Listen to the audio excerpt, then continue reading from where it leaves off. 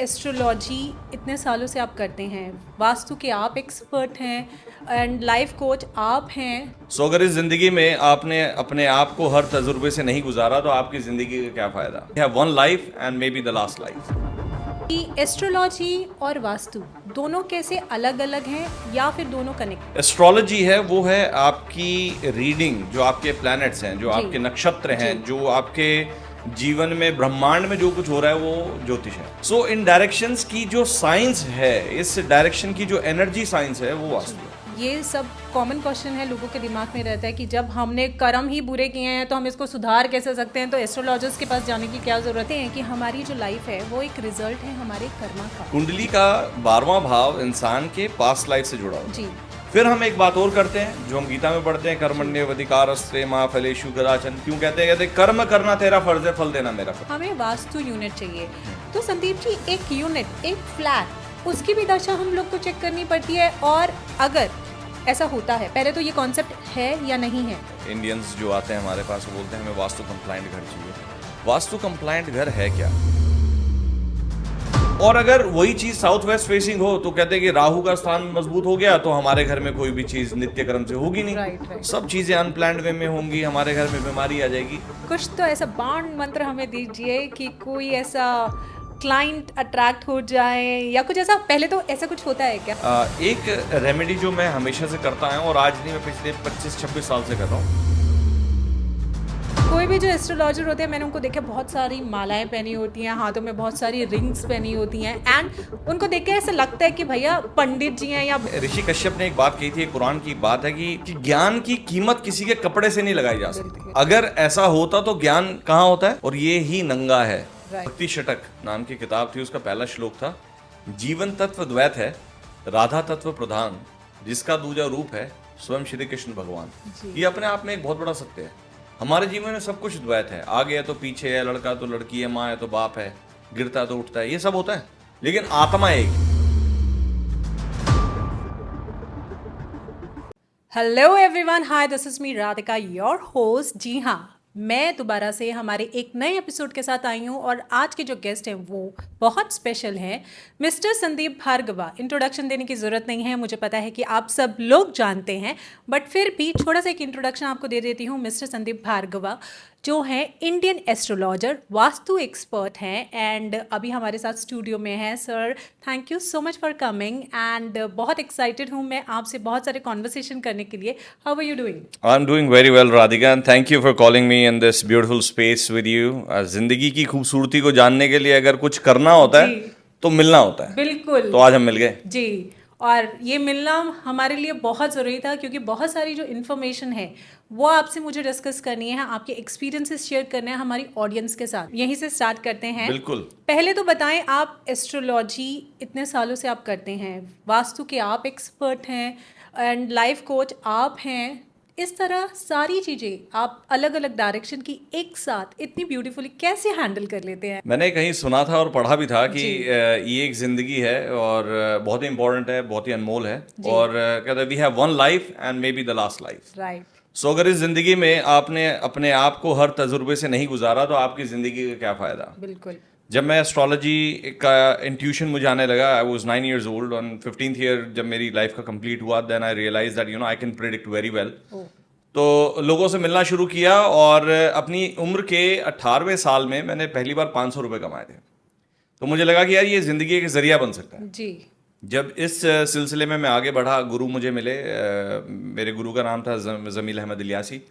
और उसके बाद मेरे जो कर्म गुरु बने कामाख्या टेम्पल में, उनके साथ मैंने बहुत ज़िंदगी को तरीके से देखा, समझा। उन्होंने मुझे बहुत नॉलेज दी, और मैं किताबी तरीके से पढ़ा हुआ एस्ट्रोलॉजर नहीं हूँ। सो अगर आप मुझे अभी बोलेंगे कि एक एग्जाम में बैठने है एस्ट्रोलॉजी और आप पास कर लो, तो मैं फेल हो जाऊंगा, because I don't know the calculations. So ज्योतिष का अर्थ होता है भगवान की दी हुई रोशनी। बिल्कुल। उस रोशनी के साथ मैंने अपनी जिंदगी को आगे बढ़ाया, और इस पूरे जर्नी में started when I was 15, today I am 44, so almost 27 years मैंने अपनी जिंदगी के हर उस हिस्से को आगे बढ़ा के लोगों की जिंदगी के साथ जोड़ा जहां उनकी जिंदगी में खुशी मिल जाती है। और इसी जर्नी में एस्ट्रोलॉजी से शुरू होके लोगों के दुखों को देखते हुए उनको कैसे कंपैशनेटली कनेक्ट करना है, जी। उनकी जिंदगी को कैसे रास्ते देने जी। हैं, वो सीखते सीखते हम लाइफ कोच बन गए। ओह वाह, और जब लाइफ कोच बने और देखा कि इस दुनिया में एनर्जी के अलावा कुछ है नहीं, राइट। तो वास्तु का ज्ञान समझ आया जी। और ऐसी ही जिंदगी चलती चली गई। बिल्कुल, आपके जो एक्सपीरियंसेस हैं वो तो हम आपकी वीडियोस में देखते हैं, आपकी जो स्पीचेस होती हैं वो एक वीडियो ही काफ़ी होती है एक इंसान को मोटिवेट करने के लिए। संदीप जी, एक बहुत बड़ी कन्फ्यूजन कह सकते हैं, छोटी कन्फ्यूजन लोगों के बीच में रहती है कि एस्ट्रोलॉजी और वास्तु दोनों कैसे अलग अलग हैं या फिर दोनों कनेक्टेड हैं, इसके बारे में थोड़ी सी रोशनी डालिए। ओके, सो ये दो डिफरेंट एस्पेक्ट्स हैं। पहले तो जी। आप समझ लें कि जो एस्ट्रोलॉजी है वो है आपकी रीडिंग, जो आपके प्लैनेट्स हैं, जो जी। आपके नक्षत्र हैं, जी। जो आपके जीवन में ब्रह्मांड में जो कुछ हो रहा है वो ज्योतिष है। जी। और वो कैलकुलेटिव साइंस भी है। बहुत जी। से लोग उसको कैलकुलेट करके बता देते हैं। जैसे आपने सुना होगा कि जब फुल मून होता है तो हाई टाइड लो टाइड की हम बात राइट, करते हैं। राइट, चंद्रमा का नजदीक होना पृथ्वी से कितना जी। उसके लिए अच्छा और बुरा हो सकता है। आपने ये भी देखा होगा कुछ लोगों को जो बोलते हैं कि फुल मून के आसपास उनको इमोशनल लोज आने शुरू हो जाते हैं, रोने लग जाते हैं, उनको अपनी पुरानी रिलेशनशिप याद करने लगते हैं, रिलेशनशिप्स याद करने लगते हैं। राइट। होता क्या है कि हमारा पूरा जीवन जो है वो संबंधित है किसी ना किसी रूप से ग्रहों से, तो वो है ज्योतिष। अब हम बात करते हैं वास्तु की। वास्तु क्या है? वास्तु हमारे जो डायरेक्शंस हैं, अब हम बात करते हैं 4 डायरेक्शंस की, कुछ लोग करते हैं 8 डायरेक्शंस की, कुछ करते हैं 16, कुछ करते हैं 32। सो इन डायरेक्शंस की जो साइंस है, इस डायरेक्शन की जो एनर्जी साइंस है, वो वास्तु है। ओके। हम चाहते हैं जीवन में कि हम हेल्दी रहें, जी। हम वेल्दी रहें, हमारी लाइफ में प्रोस्पेरिटी रहे, जी। फिजिकल वेलबींग के साथ साथ स्पिरिचुअल एलिवेशन होती रहे। बिल्कुल। सो इन सब चीजों को गेन, इन चीजों की एक्सेस को लेने के लिए हमें अपने ग्रहों के साथ जी। एनर्जी को जोड़ना पड़ता है। ओके। सो ये दोनों हैं अलग एस्पेक्ट, लेकिन दोनों को एक साथ जोड़ के Connected अगर है। चलाया जाए जी। तो कहते हैं कि एक इंसान, राहु केतु के बारे में मुझे नहीं बिल्कुल। पता आपने सुना है कि नहीं सुना, लेकिन अमृत चखने के बाद उनको काट दिया गया। राहु ऊपर का हिस्सा रहा, केतु उनका नीचे का हिस्सा रहा। लेकिन कुंडली में पहले और 7वें घर या अपने से 7वीं दृष्टि से राहु और केतु एक दूसरे के साथ जी, बैठते जी। हैं। जब हम ये बात करते हैं तो हम ये भी कह सकते हैं कि एस्ट्रोलॉजी और वास्तु जो है वो एक दूसरे के बिना अधूरी है। जी। लेकिन अगर अलग अलग से देखा जाए तो चलती है। चलती है। बट मैं जब एस्ट्रोलॉजी करता हूं या मैं जब वास्तु करता हूं तो मैं एस्ट्रो वास्तु करता हूं। मैं इंसान की कुंडली से उसके कौन से घर के अंदर कितनी ताकत है और कौन सा डायरेक्शन उसकी जिंदगी को सूट करेगा, जी। कि उसके लिए घर का कौन सा द्वार किस जगह पर होना चाहिए जी, जी, एट द जी। टाइम ऑफ बिल्डिंग, जी। मैं उस हिसाब से वास्तु करता हूं Okay. और उस हिसाब से इंसान के जीवन में प्रोस्पेरिटी को जी। जगह जी। देता हूं। जी। मतलब ग्रह दशा हो गई या उनकी एनर्जीज हो गई, ये सब मैटर करता है, राइट? एब्सोल्युटली। जी। एक क्वेश्चन यहाँ पर एडअप करना चाहूँगी। हम कहते हैं कि हमारी जो लाइफ है वो एक रिजल्ट है हमारे कर्मा का, जी। ठीक है, जो हमने पुराने शायद जन्म में किया था। जी। तो इसमें मुझे थोड़ा लाइट आप डालिए कि अगर हमने कुछ कर्म किए हैं जो कि बहुत बुरे रहे हैं, ठीक है, और उसका हमको रिजल्ट इस जन्म में मिल रहा है, तो आपकी कैलकुलेशन के हिसाब से या एस्ट्रोलॉजी या वास्तु के हिसाब से क्या हमारे जो पुराने कर्म है उसका जो रिजल्ट हमको यहाँ पर ख़राब मिलना चाहिए, जैसे पनिशमेंट जो भी है मिलनी चाहिए, क्या इन सब चीज़ों से सुधारा जा सकता है या उनको कम किया जा सकता है? कुंडली का 12वां भाव इंसान के पास्ट लाइफ से जुड़ा होता है। जी। उसको हम लॉसेस का घर भी कहते हैं, हानि जी। का घर भी कहते हैं। उस घर से देखकर ये बताया जा सकता है कि ये इंसान जो आज की जीवन में अपनी शैली में जी रहा है, क्या ये उसके पिछले जन्म के कर्म के कारण ऐसा हो रहा है। जी। जी। फिर हम एक बात और करते हैं जो हम गीता में पढ़ते हैं, कर्मण्येवाधिकारस्ते मा फलेषु कदाचन। क्यों कहते हैं? कहते हैं कर्म करना तेरा फर्ज है, फल देना मेरा फर्ज है, राइट? अब अगर हम इन दोनों चीजों को जोड़ दें तो ये बात समझ ले कि इंसान का जो कारकत्व है, जो खुद को करने की शक्ति है, खुद के ऊपर जो भरोसा है, वो किसी भी कर्म को, किसी भी कृत्य को, गलत जो हुआ है उसको सही करने की ताकत रखता है। उसमें दान वो कर सकता है, पुण्य वो कर सकता है, मंत्र का जाप कर सकता है, सत्य कर्म कर सकता है, और उसको करते करते अपनी लाइफ में जो चीजें गलत हुई हैं उनको ठीक कर सकता है।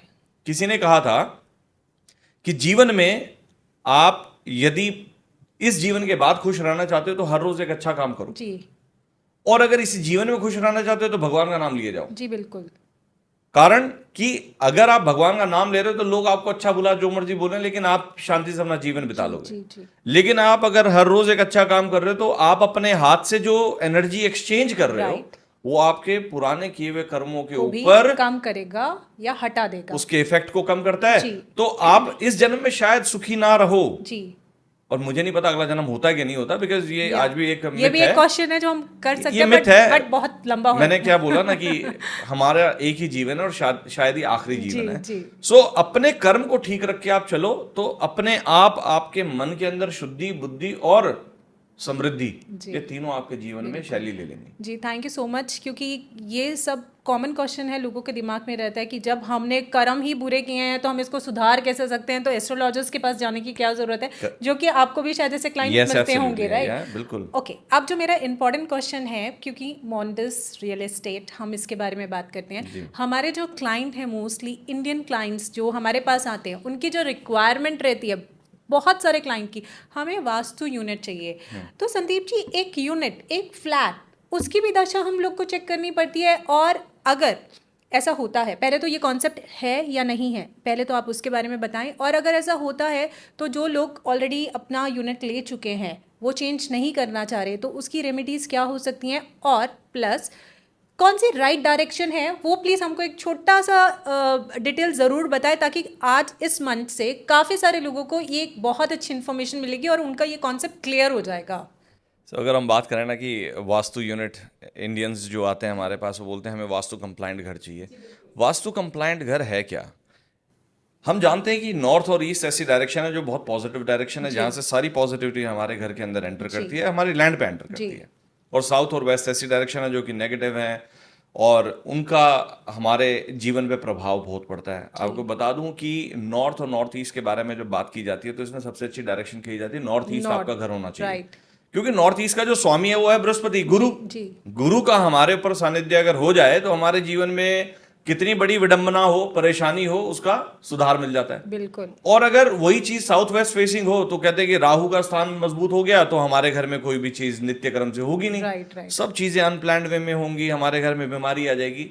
लेकिन आपको बताऊं, जिस समय में वास्तु को बनाया गया, जिस समय वास्तु लिखा गया, वास्तु पुरुष के संज्ञा के ऊपर लिखा गया, और वो संज्ञा क्या थी कि एक प्लॉट, एक लैंड है जिसके ऊपर एक भवन का निर्माण होना है। क्योंकि वास्तु का अर्थ यही होता है, जीवन को घर बनाने की जो साइंस है वो वास्तु है। बिल्कुल। सो साइंस के हिसाब से कहा गया कि नेगेटिविटी को आप जितना दबा सकते हो दबा दो और जितना पॉजिटिव को उठा सकते हो उठा दो। तो वही चीज आज भी लोगों के मन में चलती है कि यार नॉर्थ ईस्ट घर सबसे बेस्ट होता है। लेकिन मैं बताऊं, आज की तारीख में जो घर बनते हैं, आप देखेंगे घर में घुसते राइट साइड में टॉयलेट बन जाता है, या लेफ्ट साइड में टॉयलेट बन जाता है, या राइट साइड में स्टेयरकेस है। आप ये देखें, नॉर्थ ईस्ट घर के अंदर आप घुसते हैं तो पूरा खाली होना चाहिए। आज वो कंप्लायंस नहीं मिलती है। आप घर में घुसेंगे, राइट हैंड साइड में गेस्ट बेडरूम है, या वहाँ एक टॉयलेट है, या वहाँ पर पाउडर रूम है, तो ऑलरेडी वास्तु खराब हो गया। एक शू रैक भी रखते हैं, उसके वास्तु खराब हो गया। सो ये एक बहुत बड़ा मिथ है, और मैं सबके सामने ये बात बोलना चाहता हूं कि जो इंसान ये कहता है कि यार आप साउथ फेसिंग घर में मत रहो, बॉस, आज साउथ फेसिंग घर का अर्थ क्या है? आज आपके विला में आप रहते हो तो आपके सामने एक विला बना हुआ है, तो वो खत्म हो गया, तो वहां से वो ऑलरेडी ब्लॉक है। हाँ, उसके अंदर का जो लेआउट है उसके ऊपर फोकस रखना बहुत इंपॉर्टेंट है। नॉर्थ ईस्ट में जो कि भगवान वास्तु का या वास्तु पुरुष का जो मुख है, अगर उसके ऊपर किचन बनी हुई है, उसके ऊपर टॉयलेट बना हुआ है, उस पर स्टेयरकेस बनी हुई है, तो इससे गंदा वास्तु किसी घर का नहीं हो सकता। अगर वहां पर आपने अच्छा सा एक रूम बनाया हुआ है, साफ सीधा एक स्ट्रक्चर बनाया हुआ है जहां पर आप बैठ के मेडिटेशन करते हैं, फैमिली रूम बनाया हुआ है, बहुत अच्छा वास्तु है। आपका मास्टर बेडरूम नॉर्थ ईस्ट में है, बहुत गंदा वास्तु है, क्योंकि मोक्ष की तरफ तो आप तब जाते हो जब जीवन जी लेते हो। सो मोक्ष को जाने का रास्ता क्या है? जब शांति में आप रहते हो। बिल्कुल। उसके लिए आप साउथ वेस्ट में अपना बेडरूम बनाओ, नॉर्थ वेस्ट में अपना बेडरूम बनाओ। बच्चों के लिए बात करते हैं लोग कि यार हमारे बच्चे हैं, अब हमने घर ले लिया, वास्तु कैसा होना चाहिए? तो बॉस, वास्तु का सिर्फ अर्थ ये है कि अपना जो लेआउट घर के अंदर का है ना, वो अच्छा होना चाहिए। ब्रह्म स्थान में in the middle of the house को टॉयलेट ना हो जी। ये, लेकिन आज कंप्लायंस कहाँ मिलता है? कहीं भी नहीं मिलता।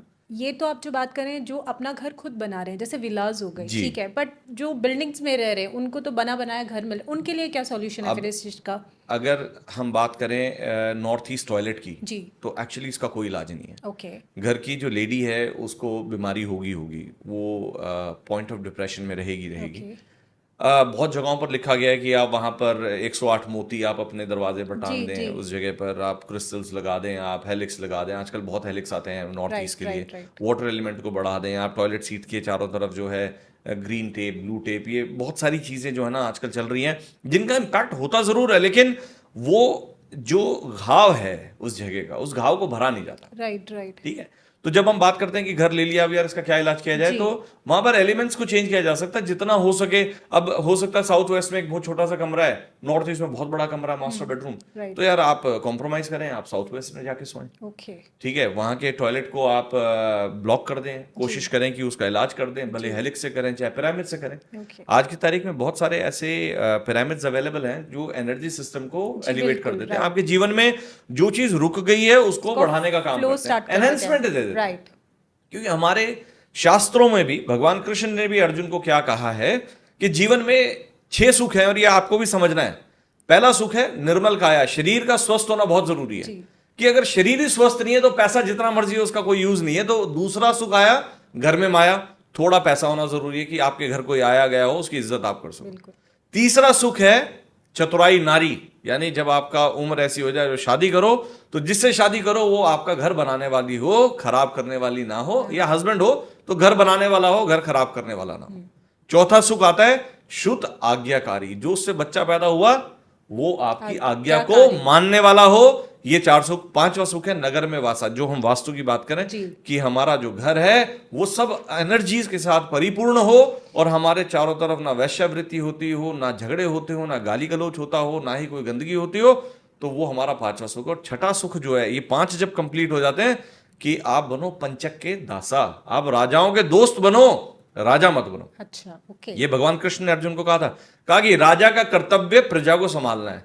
वो पूरे जीवन टेंशन में मर जाएगा कि उसको किस तरीके से सबको सही रखना है, और उसके जो दोस्त होंगे वो उसका नाम लेके जीवन को बहुत सुख से जी लेंगे, आनंद से जिएंगे। तो यहाँ जो 5वां सुख है ना, ये हमारे मोक्ष का सुख है। ओके। कि घर सुखी तो दुकान चलेगी, राइट। दुकान सुखी तो घर नहीं चलेगा, क्योंकि घर की शांति से ही दुकान बढ़ती है। इसीलिए कहते हैं जिसका घर अच्छा बना होता है, जिसका घर का वास्तु अच्छा होता है, वो इंसान बहुत सुख से जीता है। और वास्तु का ये बहुत इंपॉर्टेंट पार्ट है, बेनिफिशियल पार्ट है, कि आपकी डायरेक्शंस अगर सही तरीके से कैलिब्रेटेड हैं, अगर सही तरीके से उनके पिलर सेट हैं, तो आपके घर में बीमारी नहीं होगी और आपके जीवन में सुख भरपूर होगा। Sandeep ji, thank you so much इस चीज़ के लिए, क्योंकि हमारे पास इतनी क्वेरीज आती हैं ये चीज़ को बहुत क्लियर करने के लिए। ये डिमांड में रहता है कि वास्तु वास्तु वास्तु यूनिट, तो आई थिंक काफ़ी सारे लोगों को जो है ये पॉइंट्स क्लियर हो गए होंगे, एंड वो बहुत क्लियर होंगे कि आगे उनको किस डायरेक्शन में अपने जो भी कंस्ट्रक्शन करनी है या जो भी करना है किस तरह से करना है। आजकल सोशल मीडिया सारी जगह पे है, ठीक है। आप देखते होंगे बहुत सारे एस्ट्रोलॉजर मैंने देखे हैं, रील्स की हम बात करते हैं। पहले तो मैं उनके लुक्स की बात करती हूँ, ठीक है। कोई भी जो एस्ट्रोलॉजर होते हैं मैंने उनको देखा, बहुत सारी मालाएं पहनी होती हैं, हाथों में बहुत सारी रिंग्स पहनी होती हैं, एंड उनको देख के ऐसा लगता है कि भैया पंडित जी हैं या बड़े से। बट आज मैं आपसे बात कर रही हूँ तो मुझे ऐसा लग रहा है एक नॉर्मल इंसान जैसे हमारे में से उठकर, जो कि ऑब्वियसली एक्सपीरियंस में ज़्यादा है, नॉलेजेबल है, तो आप एकदम हमारे जैसे लग रहे हैं। ये कैसे, मतलब आप इतना सब कुछ जानते हैं ग्रहों के बारे में, आपकी नॉलेज इतनी है, पर आपका रूप तो एकदम सादा हमारे जैसा है। ये सादा कहते हैं, सादा जीवन सबसे अच्छा है। और एक श्लोक था, वो श्लोक था कि साधु बनना कठिन है, जैसे पेड़ खजूर, चढ़ जावे तो चाखे प्रेम रस, गिर जावे तो चकनाचूर। और ये ऋषि कश्यप ने एक बात कही थी, एक पुराण की बात है कि ज्ञान की कीमत किसी के कपड़े से नहीं लगाई जा सकती।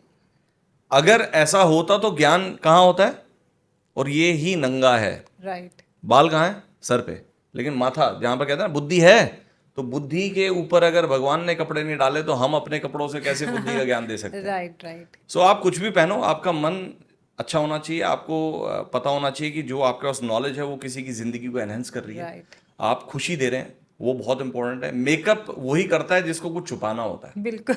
हमें तो छुपाने की जरूरत ही नहीं पड़ती, ऐसे ही है, खुली किताब। दुनिया में आज जो लोग मुझे पिछले 30-35 साल से जानते हैं, इनफैक्ट मेरे जो क्लाइंट्स हैं वो 24 साल पुराना, 25 साल पुराने मेरे पास क्लाइंट हैं जो आते हैं। वो क्लाइंट भी नहीं रह गए एक्चुअली, मेरे साथ तो होता ही है। अगर आप सुन रहे हो, मुझे जानते हो कि एक बारी मिलने के बाद दोस्ती हो जाती है, उससे परिवार बन जाते हैं। लेकिन क्योंकि ये कलयुग है जी, यहाँ किसी को बांध के नहीं रखा जा सकता। आप अपने कर्म को मत छोड़ो, अपनी नॉलेज को मत छोड़ो, आप जो मर्जी पहनो जी, खुशी से रहो जी, क्योंकि आप जो बांट रहे हो वो ज्ञान है। बिल्कुल। और ज्ञान के ऊपर अंधकार नहीं है। तो उसको कपड़ों से, लाल रंग, नीला रंग, हरा रंग से आप नहीं जोड़ सकते, आप जोड़ सकते हो अपने आप से। कितनी सुंदर आपने बात कही है कि रूप चाहे जैसा भी हो, सादा हो, सरल हो, बट आपकी नॉलेज जो है वो इम्पॉर्टेंट है, क्योंकि वही लोगों को इम्पैक्ट करती है। मैं रील्स की बात जैसे पहले भी कर रही थी सोशल मीडिया के बारे में, आजकल तो लाइक बहुत सारी रील ट्रेंडिंग में है। संदीप जी, आप 24 यहाँ पर लिख लें तो आपका ये Switch words you're talking हाँ, about, स्विच yeah. वर्ड्स हैं, ये कर लें। छोटी छोटी रेमेडीज दे देते हैं कि पैसा तो बरसेगा ही बरसेगा, मतलब अगर आपको बीमारी है आप ऐसा कर ले तो वो होगा ही होगा 7 दिन के अंदर। बहुत डंके की चोट पे रील्स में कहा जाता है कि बस पैसा बरसेगा, आप ये कर ले तो, मतलब ऑब्वियसली बिलीव करना बहुत मुश्किल होता है कि भाई ऐसे तो सब कर ले। तो प्लीज़ थोड़ी सी रोशनी इस बारे में भी डालिए कि ये सब क्या हो रहा है सोशल मीडिया पे, इस तरह की रील्स या ट्रेंड्स में जो है। कर्म से बड़ा विधान कोई नहीं है जीवन में। जी। जो लोग ये बोलते हैं कि भाई करोड़ों रुपया आएगा आपके पास, आप हथेली पे चंदन लगाना शुरू कर दो, चमेली का तेल लगाना शुरू कर दो, या कहते हैं कि आप जो है घर के इस कोने में कपूर रख लो। तो मैं ये बात जानना चाहता हूँ ऐसे लोगों से जो ये बात करते हैं कि उनका खुद का व्यापार या उनकी खुद की वर्थ आज 1000 करोड़ की है। वही तो, क्योंकि आज मैं किसी को ज्ञान इसलिए दे सकता हूँ क्योंकि मेरे पास ज्ञान है। बिल्कुल।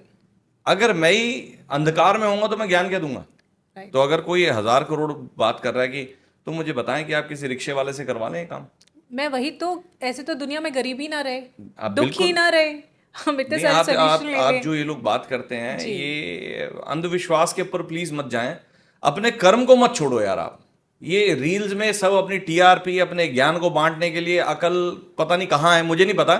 भगवान करे कि जो ये बोल रहा है वो सत्य हो, लेकिन आप अपने ऊपर विश्वास मत छोड़ो, क्योंकि हमारे जीवन का 80% पार्ट जो है हमारा कार्मिक है, राइट, और 20% जो है वो भाग्य है। और भाग्य और कर्म के बीच में कौन है? आप। और आप कहां से आए? एक जर्नी से। वो जर्नी क्या है? माँ ने जन्म दिया और मौत ले जाएगी, उसके बीच की जर्नी आपकी जिंदगी कहलाएगी। ये बात ध्यान रखना। इस जिंदगी को प्यार से जियो, खुशी से जियो, कर्म करो, दान करो, पुण्य करो, लेकिन ये मान के कि आप ये एक शब्द आप लिख दो, आप ये वर्ड लिख दो, ये नंबर लिख दो, उससे आपकी जिंदगी बदल जाएगी, वो नहीं होगा। मंत्र पढ़ो आप। मंत्र पढ़ने से मन की शांति होती है। मन से जो उच्चारण निकलता है उसे मंत्र कहते हैं। आप मन से मंत्र को पढ़ो। मंत्र आपकी अलाइनमेंट आपके ग्रहों से करेगा। आपके ग्रहों से जब अलाइनमेंट होगी तो आपका ग्रे मैटर जो आपके राइट साइड में, आपके राइट हेमिस्फीयर में है, वो आपके लिए मदद का इंतजाम करेगा, और वो मदद आपके जीवन में आगे बढ़ने का काम करेगी। ये साइंटिफिक थ्योरी है, इसको कहीं भी पढ़ा जा सकता है। नंबर से या घर में एक हल्दी की गांठ सर के नीचे रखने से भैया कोई अमीर नहीं बनता। मैंने तो नहीं देखा, मैं नहीं बना। मैं 27 साल से काम कर रहा हूं। अगर होता तो आज मैं भी रोल्स रॉयस में आता और चॉपर में घूम रहा होता। संबंधों की ताकत से आप ये सब कुछ कर सकते हो, लेकिन किसी को अंधविश्वास में डाल के या झूठ बोल के या इन चीज़ों में डाल के कभी किसी का फायदा नहीं होगा। ये बहुत क्लियर है कि इस तरह की जो भी ट्रेंड्स चल रहे हैं तो किसी बेसिस पे नहीं है, आधा अंधविश्वास है, जो कि अभी संदीप जी ने क्लियर किया। संदीप जी, एस्ट्रोलॉजी के बारे में भी थोड़ी सी बात करते हैं, दुबई के बारे में बात करते हैं, 2024 के बारे में बात करते हैं, जो कि अभी चल रहा है, जो कि शनि का साल कहा गया है।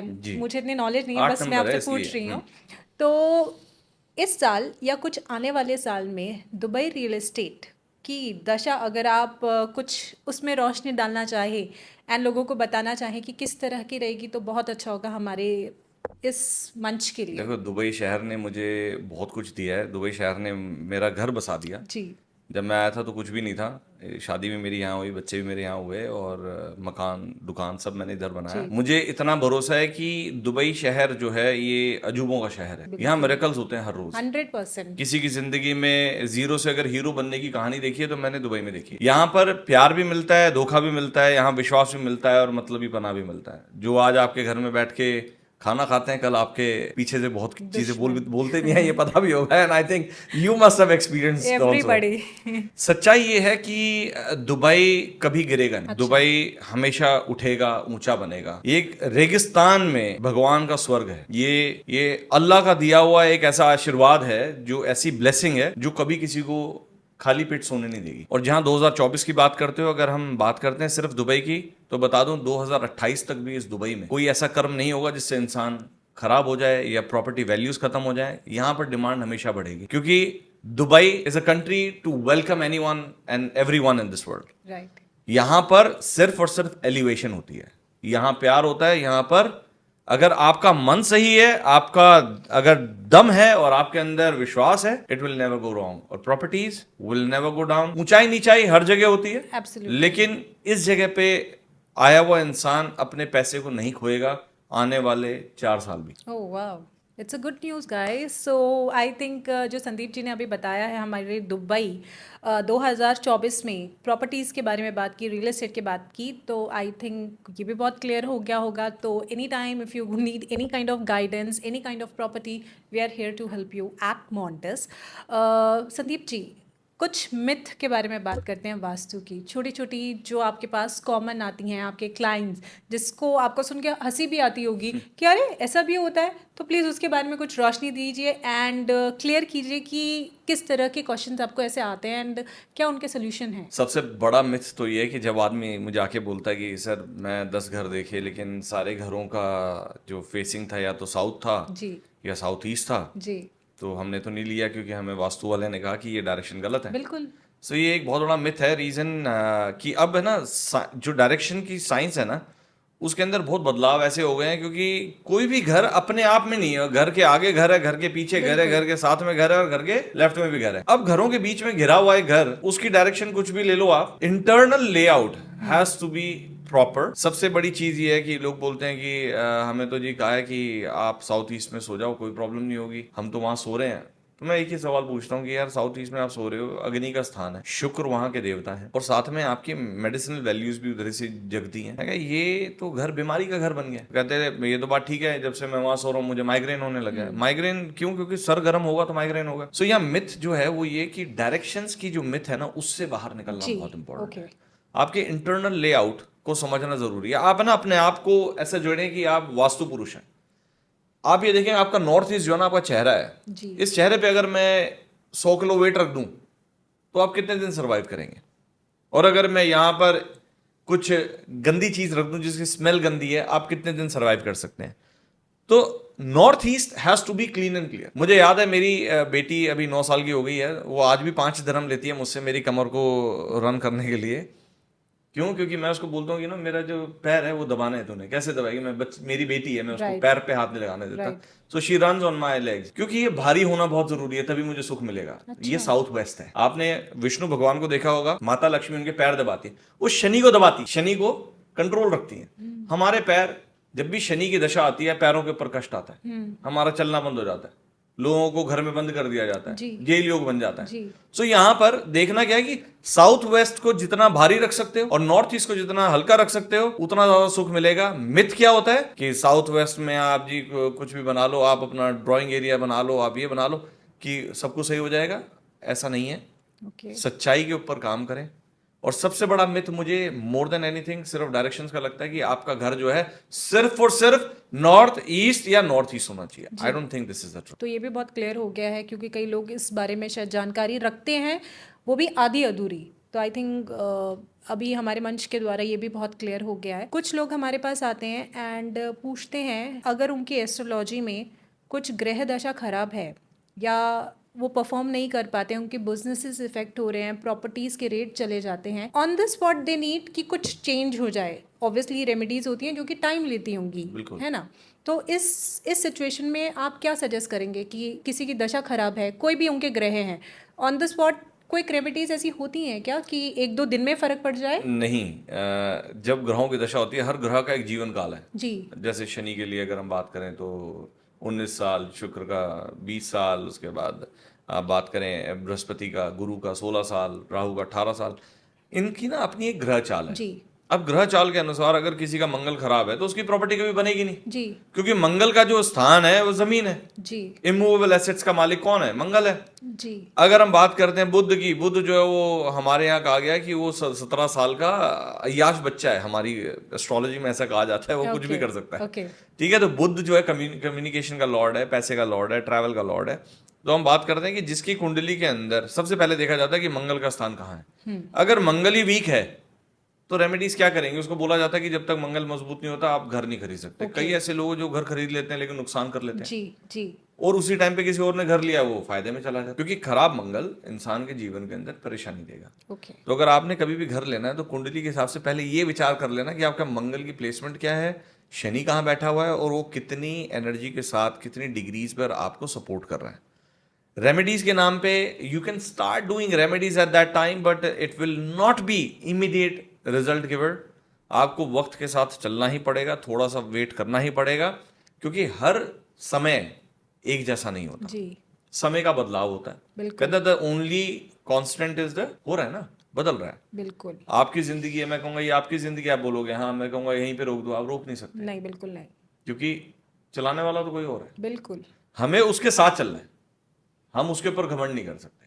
सो जहां पर लगता है ग्रहों की दशा खराब है तो ग्रहों का इलाज करें। रेमेडीज बहुत सारी अवेलेबल है, मंत्र भी है, जी दान भी है, पुण्य भी है। आप चैरिटी करें, आप जाएं ओल्ड एज होम में, विधवाओं को आप करें, बच्चों को आप दान पुण्य करें, उनकी सेवा करें, देखें आपके जीवन के अंदर बदलाव आता है। मतलब आप जितना आपने डिटेल्स अभी दिया और जो मैं समझ पाई, आप ये बोल रहे हैं कि अगर किसी को प्रॉपर्टी लेनी है, अगर जा रहे हैं प्रॉपर्टी के लिए, तो उनके लिए ये नेसेसरी है अपने आप को सेफ रखने के लिए कि पहले अपनी कुंडली चेक करें, ग्रह दिशा चेक करें। ओके, सो दो तरीके की चीजें होती हैं। एक आदमी कहता है कि यार मुझे ना प्रॉपर्टी लेनी है, इन्वेस्टमेंट करनी है। हाँ इन्वेस्टमेंट करनी हाँ, है। तो इन्वेस्टमेंट के लिए प्रॉपर्टी तो आप कभी भी ले सकते हो। जी जी जी। हम बात कर रहे हैं कि हमने रहना है, राइट एंड सो हमारे रहने के लिए हमारे कर्म में प्रॉपर्टी है। आपने ऐसे कितने लोग देखे जिन्होंने अपने रहने के लिए घर लिया, जी लेकिन वो रहे नहीं उस घर में, जी। कोई और रहा। आपको पता है रावण का जो पिता था ऋषि विश्रवा, वो थे जिन्होंने भगवान महादेव की पत्नी पार्वती के लिए जो घर विश्वकर्मा ने बनाया था उसका पूजन किया था। अच्छा ओके। तो महादेव ने जब वो घर बनवाया तो पार्वती को कहा ये हमारे किस्मत में नहीं है घर। पार्वती ने कहा कि सब बड़े बड़े महलों में रहते हैं, हम कैलाश पे रहते हैं, यहाँ ठंड पड़ती है, यहाँ घास नहीं, कुछ नहीं, मुझे घर चाहिए। विश्वकर्मा ने घर बनाया। विश्वकर्मा ऋषि आए, उन्होंने वहां पर पूजा करने के लिए जब बात हुई तो भगवान शिव ने कहा ऐसी पूजा करना कि सारा ब्रह्मांड देखे। तो विश्व ऋषि ने कहा कि मैं कर तो दूंगा ऐसी पूजा, लेकिन मुझे जो दक्षिणा देनी है, कहता जो तू मांगेगा दे दूंगा। कहता महादेव जो दक्षिणा मैं कहूंगा तू देगा? कहता वो दूंगा। पूजा खत्म हुई, पूछा क्या दिया जाए? कहता ये महल मुझे दे दे। सो महादेव को जब नहीं मिला तो हम कौन? जी बिल्कुल। तो वो जो विश्व ऋषि ने जो जगह ली वो लंका थी। वो कुबेर से रावण, ये चलता चला गया, लेकिन अंत में वहां कोई नहीं बचा, लंका को जला दिया गया। सो इससे बड़ा वास्तु और इससे बड़ी ग्रहों की गणना कहाँ देखी जा सकती है जब हमारे देवी देवता भी उससे नहीं बच पाए। जी, तो इसका मतलब कहीं ना कहीं it's necessary to check and then go ahead. Yes. तो एक ये बहुत अच्छी एडवाइस है जो संदीप जी हमें दे रहे हैं। एंड अगर हम अपना फ्यूचर कहीं जा रहे हैं, इन्वेस्ट कर रहे हैं, सेव कर रहे हैं और हमें वहाँ रहना है, तो it's good to go check and then go ahead. Sandeep ji, एक छोटा सा क्वेश्चन पूछती हूँ हमारे एंटरप्रेन्योर्स के लिए। क्विक रेमेडी, वो हमारे काम भी आ सकती है वैसे। हाँ, तो बिल्कुल।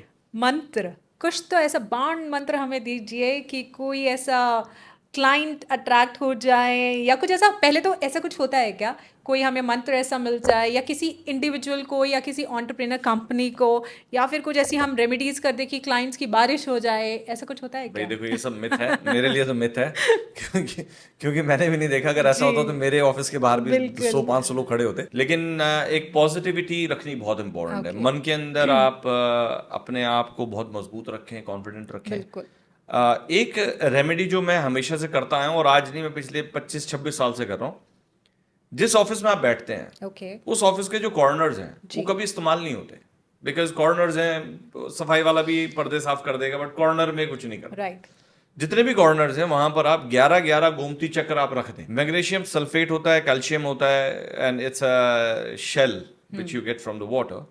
सो वो उसको हमेशा एलिवेट करती है। Okay. किसको? आपके कॉर्नर्स को। ओके। और जब कॉर्नर्स को एलिवेट करती है या उसको एक्टिवेट करती है तो नेगेटिविटी जो है वहां से जानी शुरू हो जाती है। जब भी आपके सामने से नेगेटिविटी हटेगी, पॉजिटिविटी आपके पास आएगी, लोग आपसे जुड़ेंगे और जो आप कहेंगे वो समझेंगे, उनके समझने की शक्ति बढ़ जाएगी, आपका ऑरा अच्छा हो जाएगा। सो ये मिथ नहीं है, ये सत्य है। आप अगर किसी को मिलेंगे और आपके साथ कोई गले मिलता है तो आपको बहुत अच्छा लगता है, और आप किसी से मिले और उसने आपको हेलो भी नहीं बोला और निकल गया, आप उसको गाली देने लग जाते हो। राइट।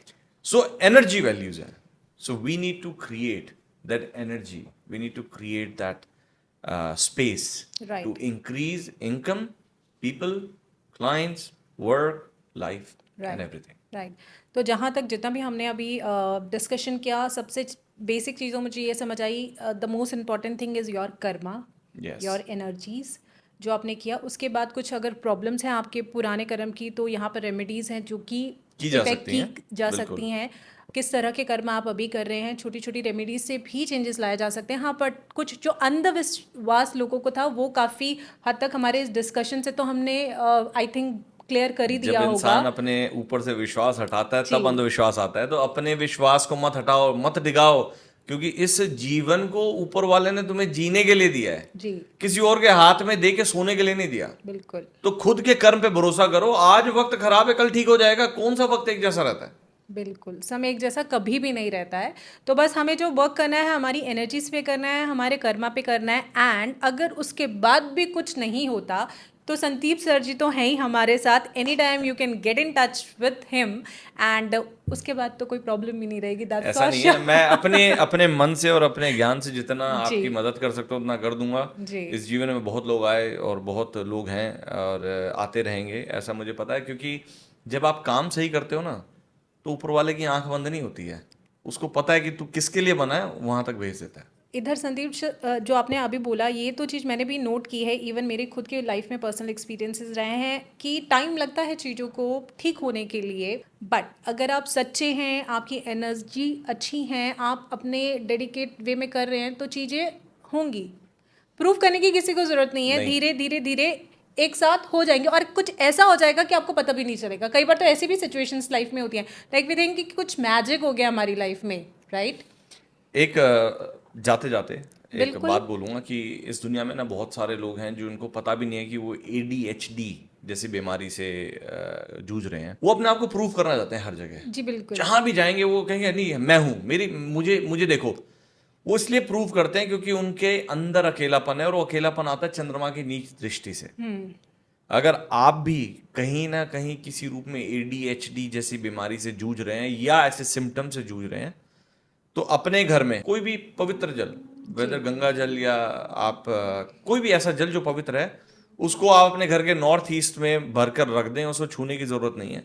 और एक 10 ग्राम चांदी की गोली अपने गले में आप धारण कर लें। I am telling you, your brain will become the machine to make you the most important and most known person around your circle, in your circle and for yourself. Right.